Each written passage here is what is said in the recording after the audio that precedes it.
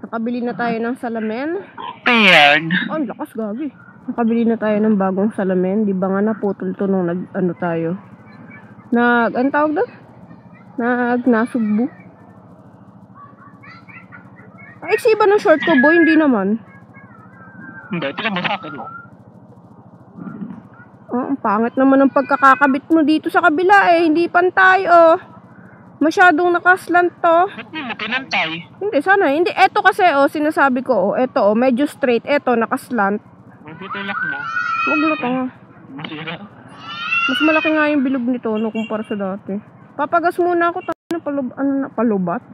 Paano na yung ano ko? Papagas akong 50. Ilan lang tayo sa total? Di na tayo dumaan sa bayan, no?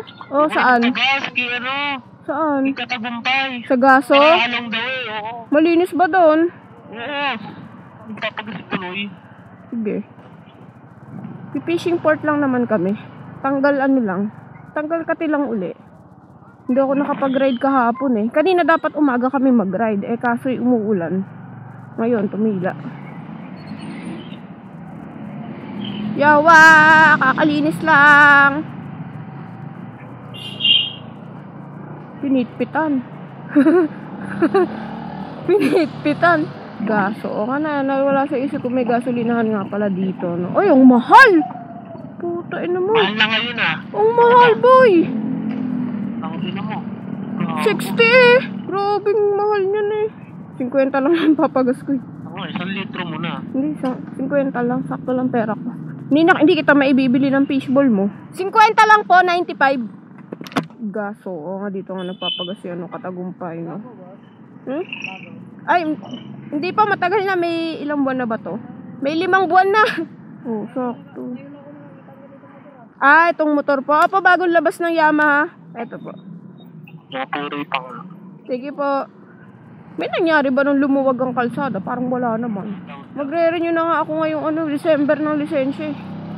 Ang bilis. Naka 5 taon na agad. 5 taon na ako nagmumotor. Pili ko ang daming tao linggo eh. Ang daming ang tao, boy. May bahay dun sa dulo. Kailan ba huling punta mo dito? Tayo din. Tinayuan na ng bahay dun sa dulo. Yung dito sa kaliwa, dun sa doon. Nakikita mo. Kasi sobrang low tide ngayon eh. Saan tayo magpa-park, boss? Lapit mo masyado, gagi. Pwede daanan na dito. Low tide na kasi. Dati, puno ng tubig to. Oh, wala na yung din, boy. Yung tulay na tinulayan natin no, nahulog kami nila Munte. Di ba may dyan, small na tulay na ewan nun. Ganda sana, dami lang kalat. Well, mali ako na inaakala. Meron pa rin pala before. Pero sa ngayon, may tulay na. May, ang tawag dyan? May kahoy. Dati kasi lang yan eh. Ano yan? Bato-bato lang yan before.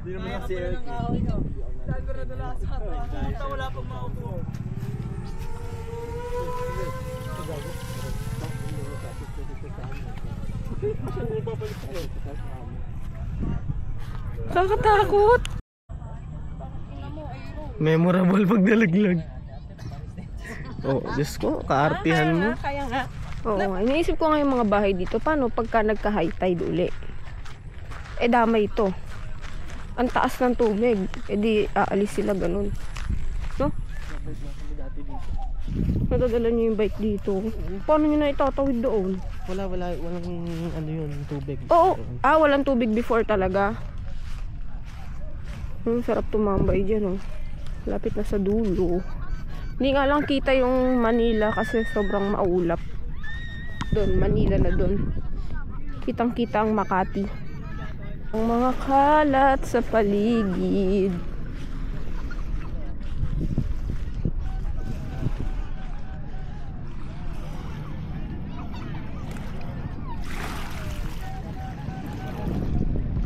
Actually, masarap naman tumambay, mahangin.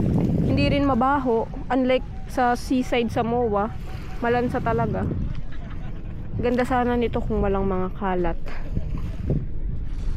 At wala ang mga watery lily. Ay, hindi kita dito. Hindi masyadong zoom kasi. Pero basta nandun yung mga building. Ngayon to, mas kita tubig dito, boy. Oh, brown na brown.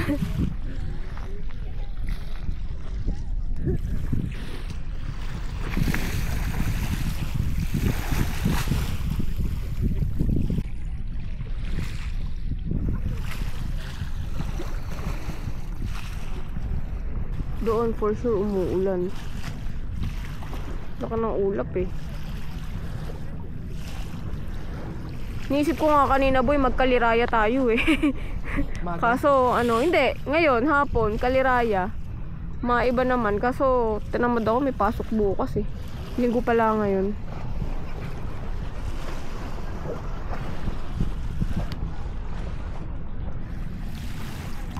Pero mga weird dito, damo. Tapos biglang may black sand o putol.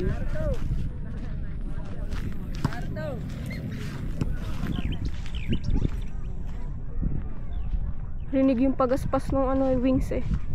Iikot uli yan dito. Rinig mo, boy? Alit si tatang, tinanggal yung ano, tulay dyan. Boy, paano tayo tatawid? Problemado ang mga tao dito ngayon. At paano nga naman tatawid? Dumadami na. Tatalunan, no? Sige. Problemado. Parami na ng parami ang mga stranded. Ito si kuya, kawawa kasi may mga kasama pa siyang bata. Yung mga lalaki doon tumatalon eh. Kaso, hindi ko kakayanin tumalon doon. Malalim, oh. Gago, kawawa. Bay, pasok ang tubig sa bearing. Lalim. Hop, yaan, nabuhot. Ang lakas ni kuya, oh. What a good friend you are.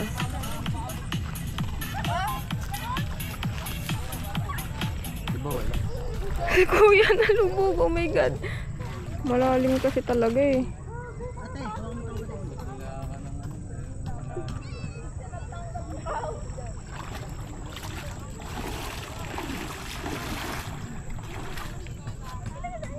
Kawawa, hindi makatawid.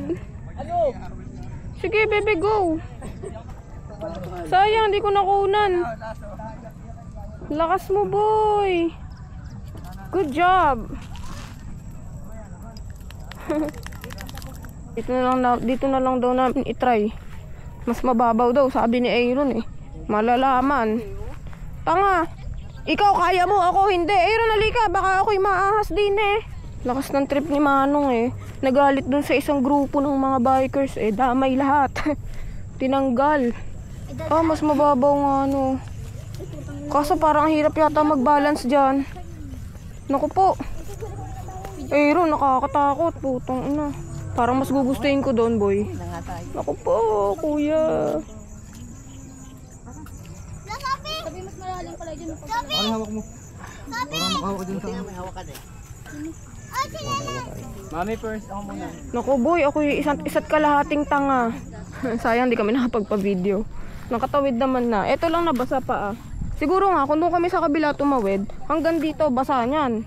Dito sa ano lang eh. Sa paa lang eh. Pero kadiri pa rin. Pero at least nakatawid. Hay, naku. Kung inagahan lang sana natin ng alis. Dumi ng sopa eh. Sa tingin nyo guys, tama ba yung ginawa ni Manong? Alisin ang tulay? Sige, pag mamay-ari niya yung kahoy. Pero hindi niya pag mamay-ari yung lugar. Taray, maliwanag pa rin. Pure video. Ang liwanag sa ano, boy, oh. Ang liwanag sa camera ko. Ang dilim ng daan eh. Ha? Hindi ka gaya ng GoPro. Oo, GoPro, ang dilim eh.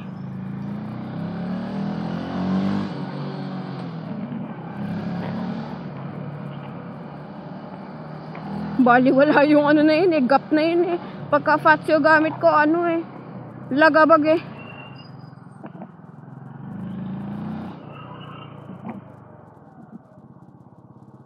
Ay, kawawa. Liwanag yun ah. Insta.